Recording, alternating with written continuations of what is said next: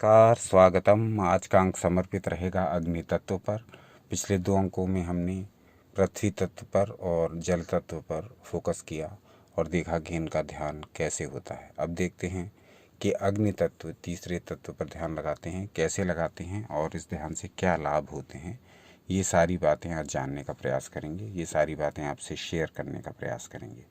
तो अग्नि तत्व अपने आप में, जैसे 5 तत्व हैं, अपने अपना महत्व रखते हैं सभी तत्व, तो ये अग्नि तत्व भी अपने आप में अत्यधिक महत्वपूर्ण है। गुदा भाग से लेकर के, जहाँ जल का जो भाग था वो गुदा भाग तक था, अब गुदा भाग से ऊपर की ओर बढ़ते हैं। अब यहाँ से लेकर के और हमारे हार्ट तक का जो स्थान है वो अग्नि का स्थान माना गया है। गुदा क्षेत्र से लेकर के हृदय क्षेत्र तक का स्थान अग्नि का स्थान माना गया है। तो अब ये ध्यान किस प्रकार से करना है, अग्नि तत्व का ध्यान किस प्रकार से करना है, अब इस विषय पर चर्चा करेंगे। तो ये जानकारी ली गई है योग तत्व उपनिषद से, और ये श्लोक संख्या 92, 93 और 94 में वर्णित है, 92, 93 और 94 में। तो देखते हैं क्या कहा गया इस विषय में कि किस प्रकार का निर्देश दिया गया है। सबसे पहले तो हम किस प्रकार हमें बैठना है ध्यान के लिए ये जान लें, यानी कि अपनी पोजीशन पूरी देख लें, हम ध्यान के लिए तैयार हैं अथवा नहीं। स्पाइन हमारी सीधी हो, कंधे हमारे सीधे हों, गर्दन हमारी सीधी हो। इस पोजीशन में अब हम पूरी तरह तैयार हैं ध्यान करने के लिए। सांसों पर ध्यान देंगे, सांस किस प्रकार भीतर आ रही है, किस प्रकार बाहर जा रही है। इस प्रकार कुछ सेकंड ध्यान देने से मन भी हमारा शांत हो जाएगा और ध्यान के लिए पूरी तरह तैयार हो जाएगा। अब हम इन श्लोकों के अनुसार जानेंगे कि अग्नि तत्व का ध्यान हमको किस प्रकार करना है। तो श्लोक संख्या 92 में जो वर्णित है वो आपके समक्ष प्रस्तुत करते हैं। वह्नौचानिलमारोप्य रेफाक्षर समुज्ज्वलम त्रिपक्षम वरदम रुद्रम तरुणादित्य सन्निभम। इसके अनुसार 3 कोणों से युक्त अग्नि लाल रंग वाला एवं रकार से संयुक्त होता है। अग्नि में वायु को आरोपित करके उस समुज्ज्वल रकार को समन्वित करना चाहिए। अब इसका अर्थ समझ लेते हैं। अग्नि को जब हम प्रदर्शित करते हैं, तत्वों को किसी न किसी चिन्ह से प्रदर्शित करते हैं, 5 तत्वों को, तो अग्नि को जब हम प्रदर्शित करते हैं तो 3 कोणों से युक्त बताया जाता है इसको, यानी त्रिभुजाकार। 3 कोणों से युक्त हम अग्नि को एक तत्व के रूप में प्रदर्शित करेंगे, तो उसके लिए हमें एक त्रिभुज बनाना होगा, 3 कोण वाला। अब ये लाल रंग का है, इसका जो रंग है वो है लाल। अग्नि का मुख्य रंग भी लाल ही होता है और इस तत्व का रंग लाल दर्शाया गया है। तथा इसका जो बीज मंत्र बताया गया है अग्नि तत्व का वो है र। तो रकार से संयुक्त बताया गया है। अब हमको जब ये ध्यान करना है तब हम क्या करेंगे, अग्नि में वायु को आरोपित करके उस समुज्ज्वल रकार को समन्वित करना चाहिए। अब हम जब वायु को भीतर लेंगे तब हम र बीज मंत्र के उच्चारण के साथ अंदर लेंगे।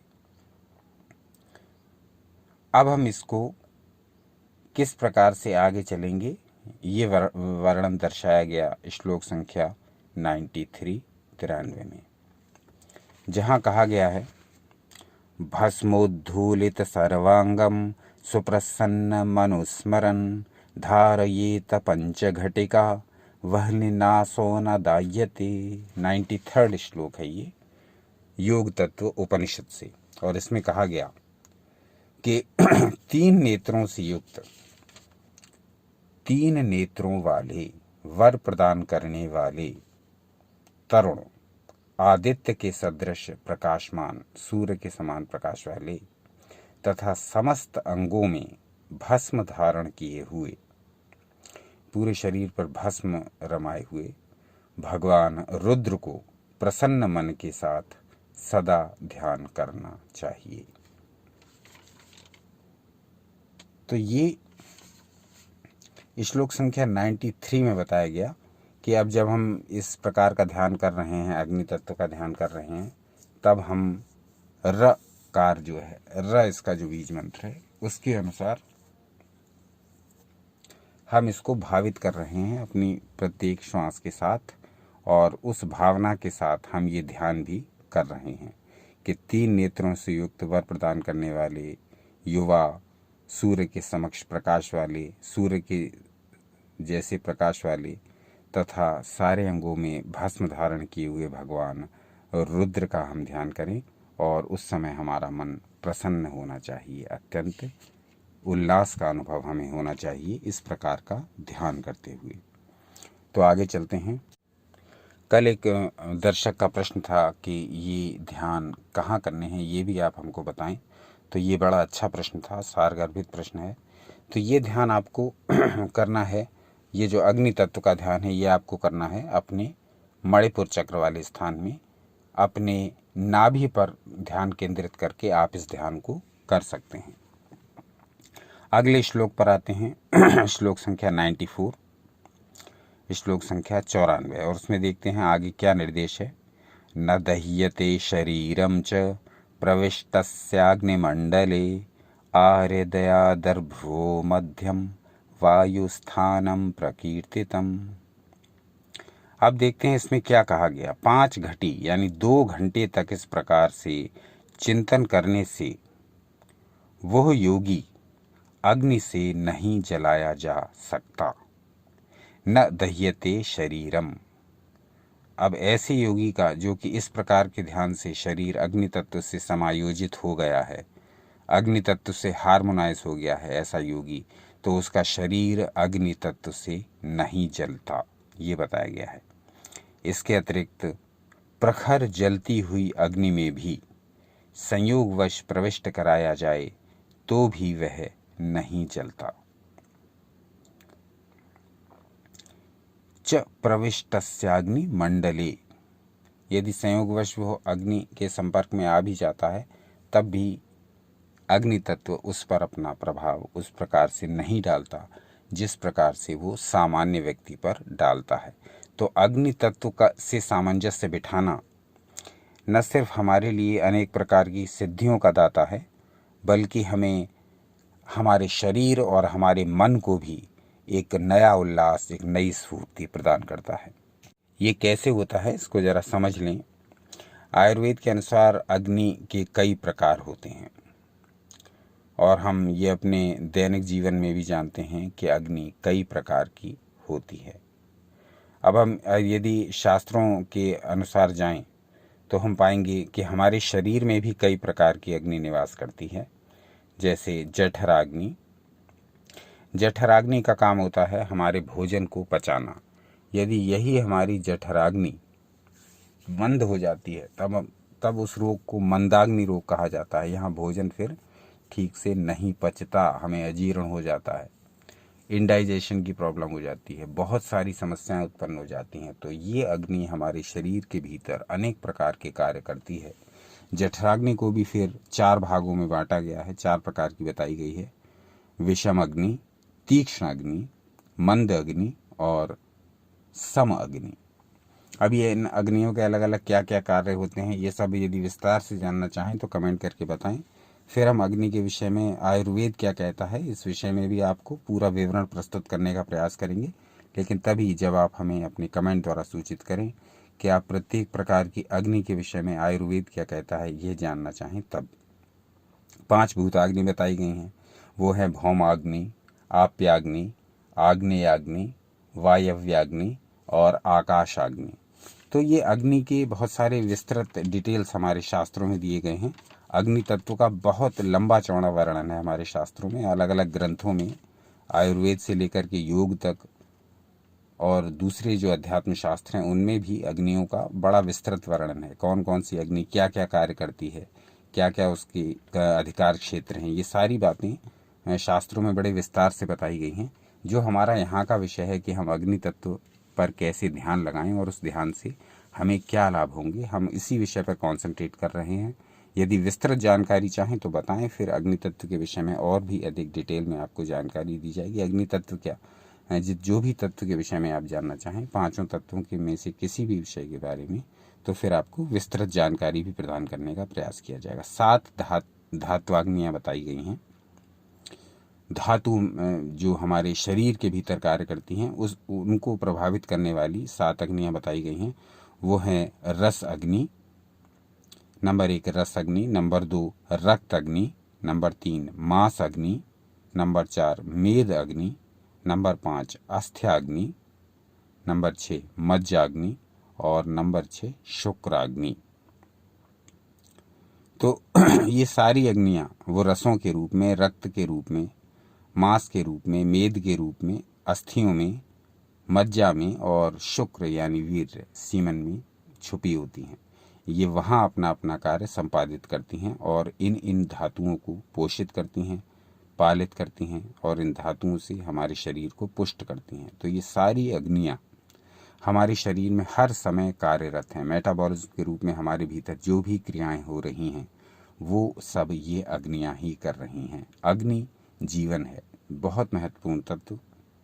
अग्नि तत्व जो है वो जीवन का उत्पादक माना गया है।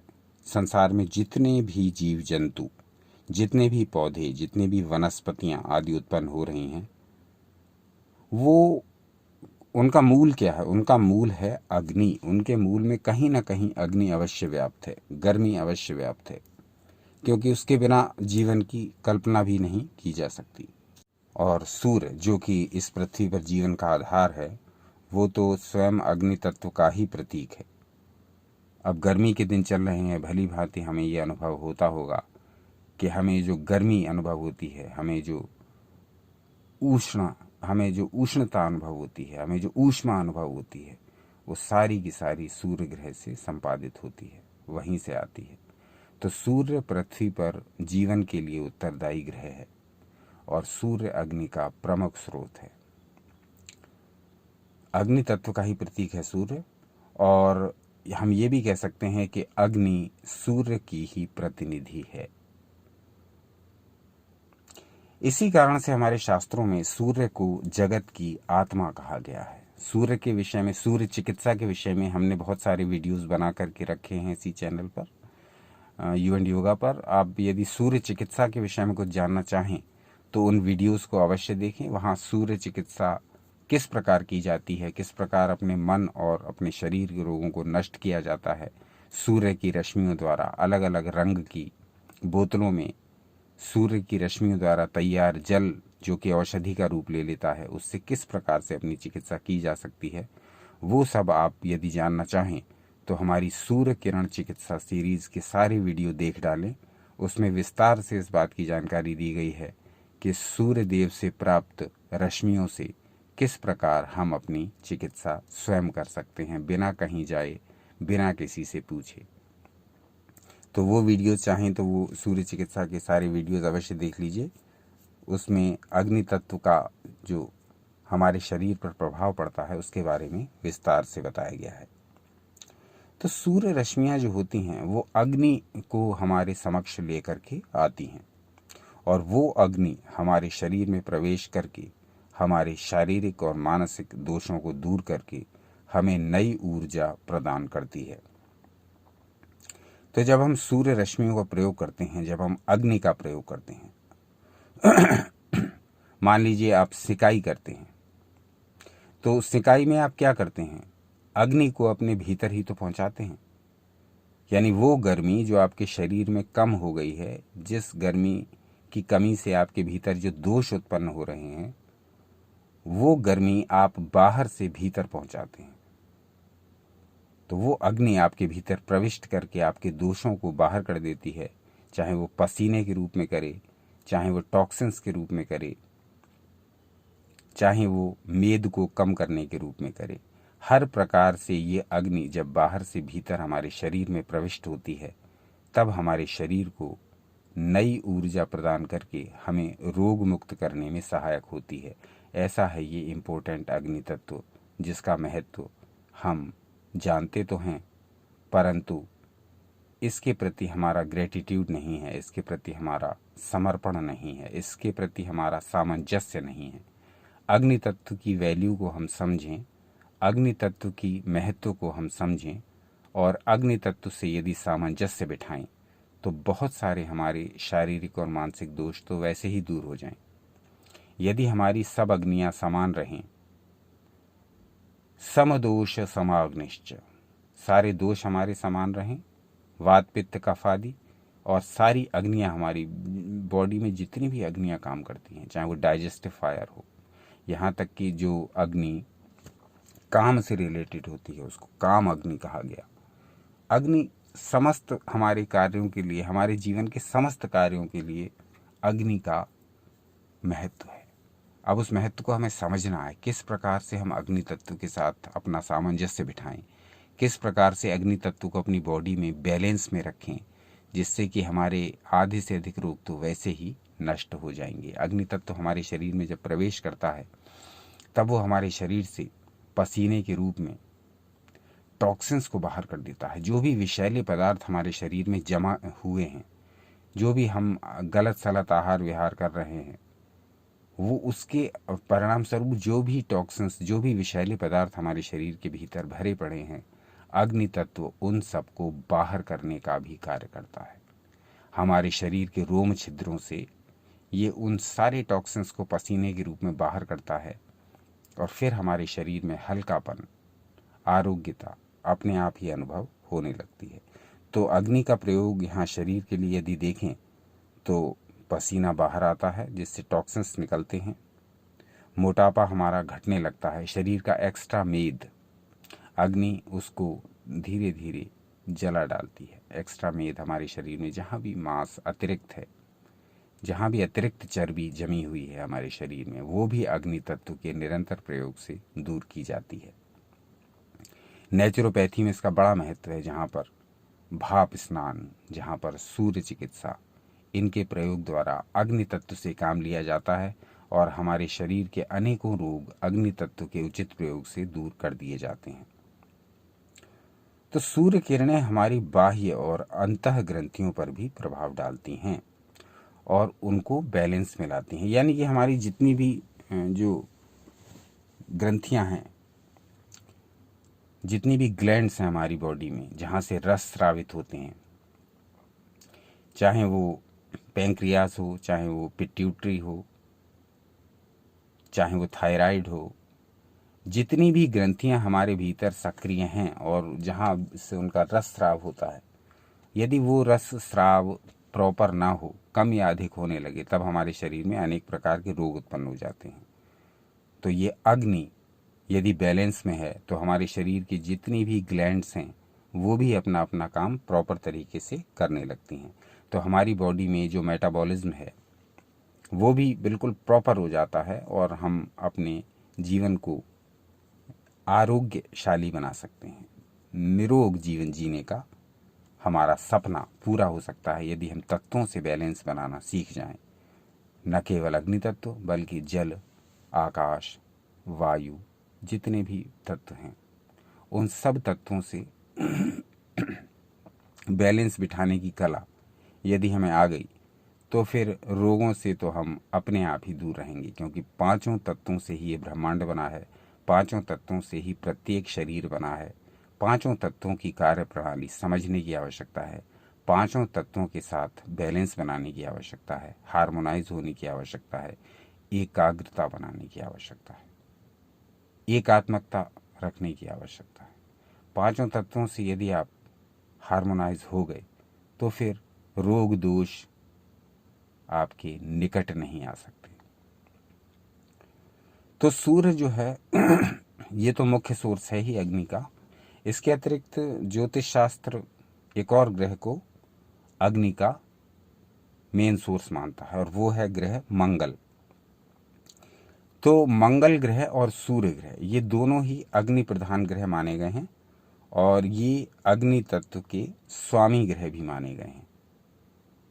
तो ये जो दोनों ग्रह हैं सूर्य, और सूर्य तो हमें प्रत्यक्ष दिखाई देता है और इसका अनुभव हम नित्य प्रति अपने जीवन में भी अनुभव करते हैं और हमारा पूरा जीवन ही सूर्य पर आधारित है, इसलिए सूर्य के बारे में तो सभी जानते हैं। परंतु मंगल भी अग्नि प्रधान ग्रह माना गया है और सूर्य और मंगल इन दोनों को ही अग्नि तत्व का स्वामी ग्रह माना गया है। अब थोड़ा और अग्नि के विषय में जान लेते हैं। अग्नि का ध्यान कैसे करना है ये तो हमने जान लिया, और उस ध्यान के क्या फल होंगे ये भी हमने जान लिया। जो फल थे मुख्य तौर से उसमें बताए गए थे। इसके अतिरिक्त जो और भी फल होते हैं उसकी चर्चा हम आपसे करेंगे। क्या क्या रोग दूर हो सकते हैं अग्नि तत्व के बैलेंस में आने से, इसकी भी चर्चा करेंगे। वीडियो थोड़ा लंबा है, लेकिन अपने विषय को विस्तार से बताने के लिए ये सारी बातें आपसे शेयर करना आवश्यक है। तो अग्नि का जो कारकत्व रूप है वो है नेत्र, हमारी आंखें। तो अग्नि द्वारा ही हम अपने नेत्रों से इस दुनिया के, इस संसार के, इस विश्व के दर्शन कर पाते हैं। तो ये नेत्र अग्नि को कारण रूप में प्रकट करता है। इसका अधिकार क्षेत्र जीवनी शक्ति है। अग्नि का अधिकार क्षेत्र जीवनी शक्ति है हमारी, क्योंकि हमारी जीवनी शक्ति उस अग्नि पर ही डिपेंड है, उस गर्मी पर ही आधारित है जो हमें प्राण ऊर्जा के रूप में मिली हुई है। आप सोच कर देखिए, यदि कोई व्यक्ति जीवित है तब उसके शरीर में प्रत्येक शरीर में जो जीवित है कुछ ना कुछ गर्मी अवश्य है। जब हमें फीवर होता है और हम तापमापी की सहायता लेते हैं, थर्मामीटर की सहायता लेकर के हम अपना जब टेम्परेचर नापते हैं तब वो अलग अलग आता है, लेकिन टेम्परेचर आता अवश्य है, क्योंकि ये टेम्परेचर ही तो हमारे शरीर की वो गर्मी है जो हमें जीवित रखे हुए है। यही तो वो अग्नि है जो जीवित रखे हुए है। यही अग्नि जब कम ज़्यादा हो जाती है तब हम रोगों से ग्रस्त हो जाते हैं, और जब ये अग्नि हमारे शरीर को छोड़कर चली जाती है तब हम मृत हो जाते हैं, निष्प्राण हो जाते हैं, निश्चेष्ट हो जाते हैं, डेड हो जाते हैं। डेड बॉडी कहा जाता है तब हमारे इस शरीर को, जिसे बहुत सारे नाम दिए गए हैं हमारे आसपास के लोगों द्वारा, हमारे पड़ोसियों द्वारा, हमारे रिश्तेदार द्वारा, हमारे जो कार्य क्षेत्र के लोग हैं, वर्किंग प्लेस के लोग हैं, वो हमको जिस नाम से जानते हैं वो सारी संज्ञाएं समाप्त हो जाती हैं यदि अग्नि हमें छोड़ करके चली जाती है, यदि प्राण ऊर्जा हमें छोड़ करके चली जाती है, तब हम डेड हो जाते हैं।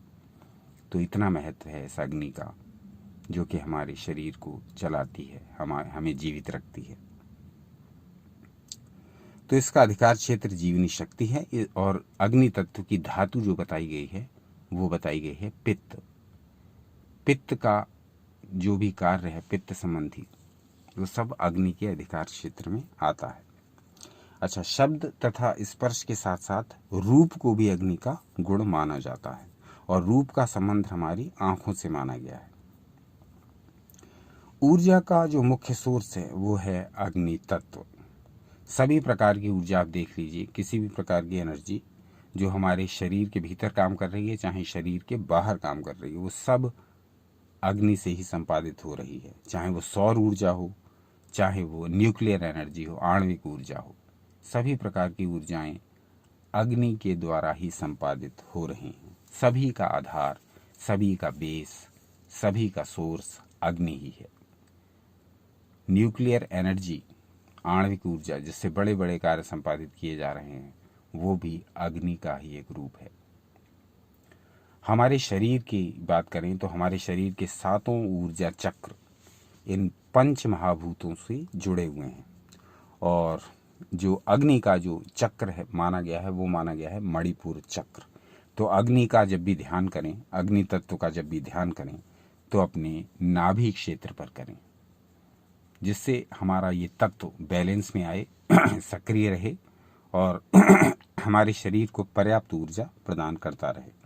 बात ज्योतिष की करें तो मेष राशि, सिंह राशि और धनु राशि जो है वो अग्नि तत्व की राशियां मानी गई हैं।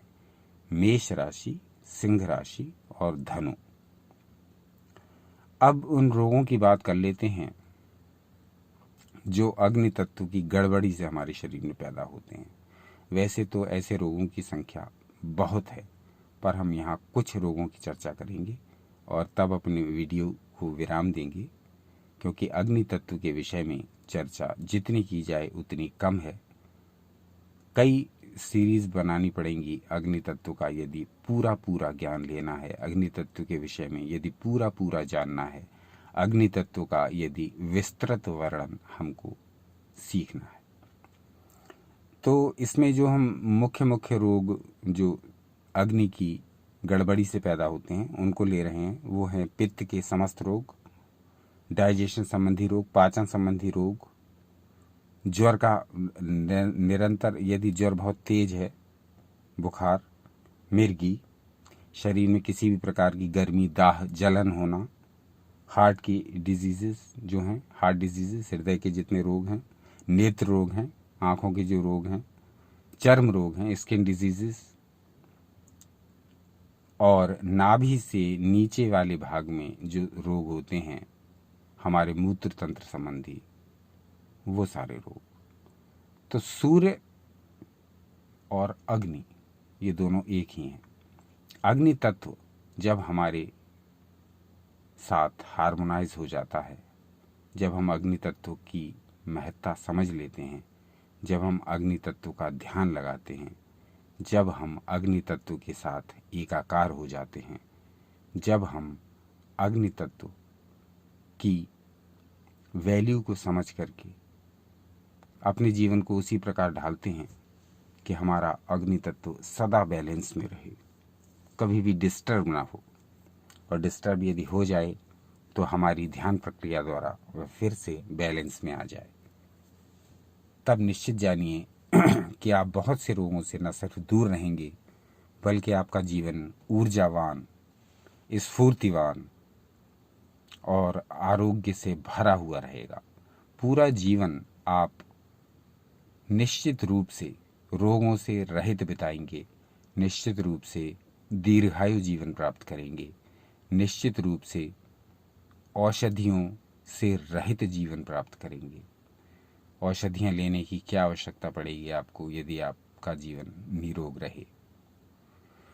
तो आज का जो वीडियो था वो समर्पित था अग्नि तत्व के ध्यान पर। अग्नि तत्व का ध्यान कैसे करें, इस तत्व के ध्यान से हमें क्या क्या लाभ हो सकते हैं, लेकिन फिर भी कुछ ना कुछ रह अवश्य गया होगा, क्योंकि अपनी ओर से पूरा प्रयास करने पर भी कुछ ना कुछ सामग्री रह ही गई होगी, कुछ ना कुछ अधूरापन रह ही गया होगा, जो कि स्वाभाविक है।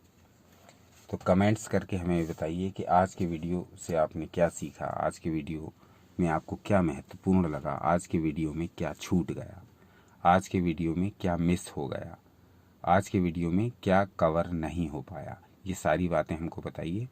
समय मिलने पर प्रत्येक प्रश्न का उत्तर अवश्य दिया जाएगा, आपकी शंकाओं का समाधान अवश्य किया जाएगा, क्योंकि यू एंड योगा चैनल का उद्देश्य ही है कि समस्त प्रकार की सनातन जानकारी को, जो कि दुर्लभ है, जो कि अप्रचलित है, जिसके बारे में बहुत कम जानकारी है, वो समस्त प्रकार की जानकारियाँ आप तक प्रत्येक प्रकार से पहुँचाई जाएं, चाहे वो सीरीज़ बना करके, चाहे वो सिंगल वीडियोज़ के रूप में, लेकिन सारी जानकारियाँ आप तक अवश्य पहुँचनी चाहिए, क्योंकि आप हैं तो हम हैं। आपका सहयोग ही हमारे चैनल को निरंतर बढ़ा रहा है। दिन दूनी रात चौगुनी तरक्की हो रही है चैनल की। तो ये जानते हुए हमारी जिम्मेदारी और बढ़ जाती है, और हम आपके लिए और अधिक उपयोगी, और अधिक इफ़ेक्टिव और अधिक व्यवहारिक और अधिक प्रैक्टिकल जानकारी आपके समक्ष लाने का प्रयास करते हैं। ऐसी समस्त जानकारी जो आप अपने दैनिक जीवन में भी अपना सकते हैं और अपने जीवन को निरंतर उन्नति की ओर अग्रसर कर सकते हैं। अपने शरीर और मन के रोगों को दूर रखिए, इस जीवन को उल्लास से जीने का प्रयास करिए, क्योंकि ये जीवन परमात्मा की देन है। ये जीवन झींक करके, ये जीवन खींच करके, ये जीवन दुखी हो करके नष्ट करने के लिए नहीं बना है। परमपिता परमात्मा ने इस जीवन को आनंद से जीने की सारी विधियां उपलब्ध करा दी गई हैं। वेद शास्त्रों द्वारा वो सारे निर्देश हमको पहले से ही प्रदान करा दिए गए हैं। ऋषि मुनियों द्वारा उन पर विस्तृत टीकाएं लिख दी गई हैं। सारा कुछ कर दिया गया है, सारा कुछ ऑलरेडी उपलब्ध है। आवश्यकता तो ये है कि हम उस ज्ञान की ओर देखें, उस ज्ञान को पढ़ें, उस ज्ञान पर विचार करें, उस ज्ञान पर मनन करें, उस ज्ञान पर मंथन करें, उस ज्ञान का अभ्यास करें, उस ज्ञान को अपनी दिनचर्या में सम्मिलित करें। और यदि ऐसा हम कर पाए तो निश्चित मानिए कि ये जीवन वास्तव में बड़ा आनंददायक है। अपनी नॉलेज दूसरे के साथ शेयर करना, उस नॉलेज का स्वयं अभ्यास करना और उस अभ्यास के अनुसार अपने जीवन को निरंतर आनंदमय बनाते रहना, तब ये जीवन दुख की गठरी मात्रा ना होकर के आनंद और उल्लास का निरंतर चलने वाला मेला हो जाता है। तो आज का अंक कैसा लगा ये अवश्य बताइए। देखते रहिए आपका अपना चैनल यू एंड योगा। अपना अनमोल समय हमें देने के लिए बहुत बहुत धन्यवाद। आपका एक बात के लिए और धन्यवाद करना चाहूँगा, और वो बात ये है कि आप सब्सक्राइबर्स की संख्या निरंतर बढ़ाते जा रहे हैं। अभी जब ये वीडियो मैं रिकॉर्ड कर रहा हूँ, उससे पहले जब मैंने चेक किया तो ये संख्या 4,916 के आसपास पहुँच चुकी थी, यानी 4,916 सब्सक्राइबर्स। अब ये शीघ्र ही 5,000 सब्सक्राइबर्स की ओर बढ़ रही है। ये सब आपका स्नेह ही तो है, ये सब आपका प्रेम ही तो है, ये सब आपका सहयोग ही तो है जो निरंतर आप हमें प्रदान कर रहे हैं। तो आप हैं तो हम हैं। अन्यथा जब पहले वीडियो बनाते थे तब महीनों पड़े रहने पर भी उनको कोई नहीं देखता था, लेकिन अब प्रत्येक वीडियो पर आपके जो परामर्श आते हैं, आपकी जो टिप्पणियाँ आती हैं वो हमारे लिए बहुत अमूल्य हैं, बहुत अमूल्य हैं। तो इसी प्रकार से अपना सहयोग बनाते रहिए, देखते रहिए आपका अपना चैनल यू एंड योगा। कल पुनः उपस्थित होंगे किसी नए विषय को लेकर के। जब तक के लिए सनातन शास्त्रों से जुड़े रहिए, सदा आनंदित रहिए।